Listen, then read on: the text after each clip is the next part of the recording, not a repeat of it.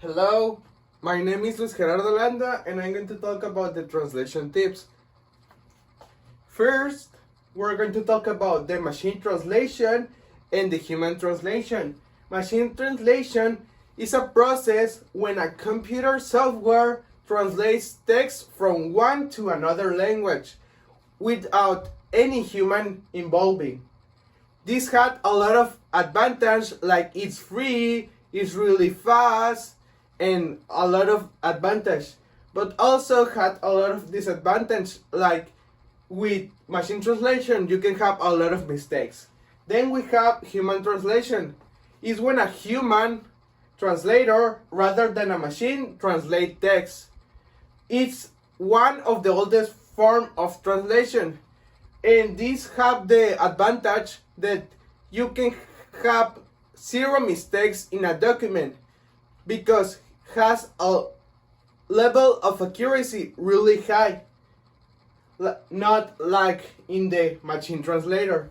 But maybe had a lot of disadvantage because it could be really expensive and also it could be really slow. Yes, so my tip for this topic is that you use human translation when you need to translate a document very big.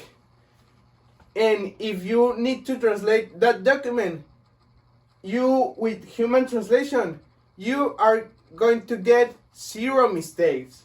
But then with machine translation, if you're in a traveling to another language, you can use machine translation because it's really fast and it's really free. This is my topic. This is my recommendation for this topic. Thank you.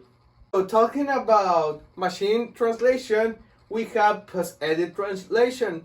That is a process where humans amend machine-generated translation to achieve an acceptable final product. So like we already talked, with machine translation, you can have a lot of mistakes.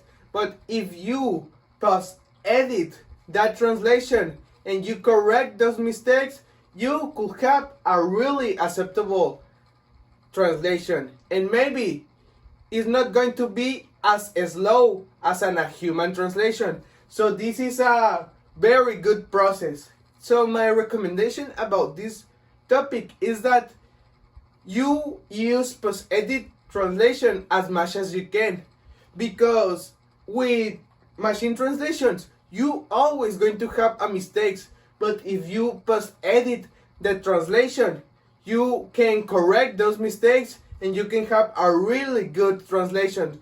So that is my recommendation, that you can always use post-edit translation because it's not as slow as human translation, and you are not going to have a lot of mistakes like with machine translations.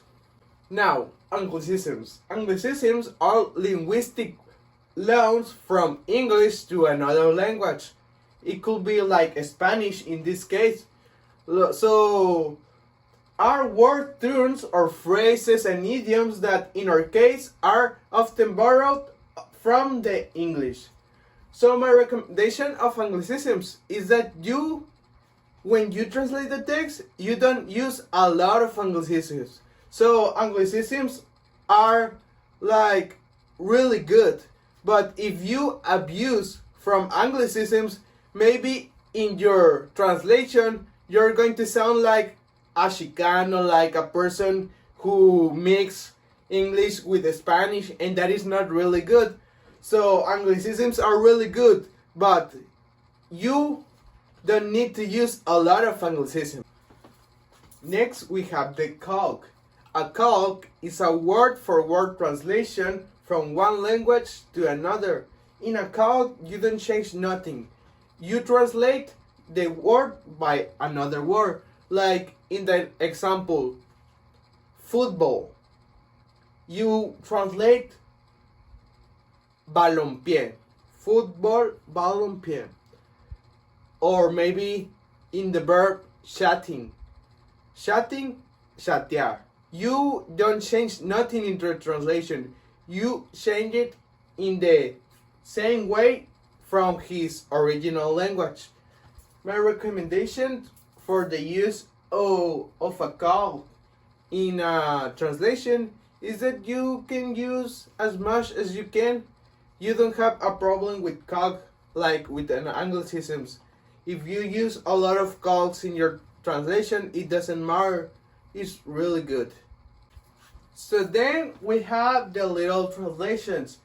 That is a word for word translations of a text done by translating each word separately without looking at how the words are used together in a phrase or sentence.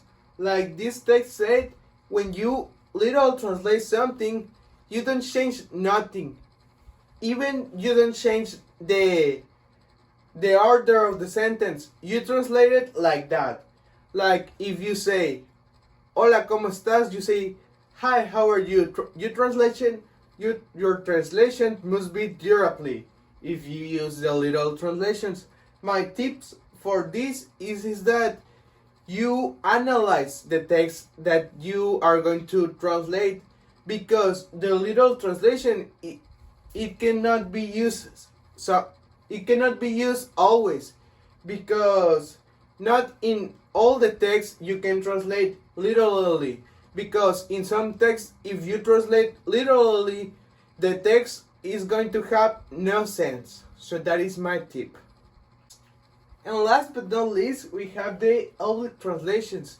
That these techniques are used when the structural or conceptual elements of the source language cannot be directly translated without altering meanings. Some of the techniques are transposition, modulation, adaptation, equivalence, amplification, comprehension. So we use the oblique translation when we cannot directly translate a text. And my recommendation for the oblique translation is that you study of all of these techniques, and when you read a text and you're going to translate it, you choose the best technique that you can use with that text. That is my recommendation, and thank you for watching.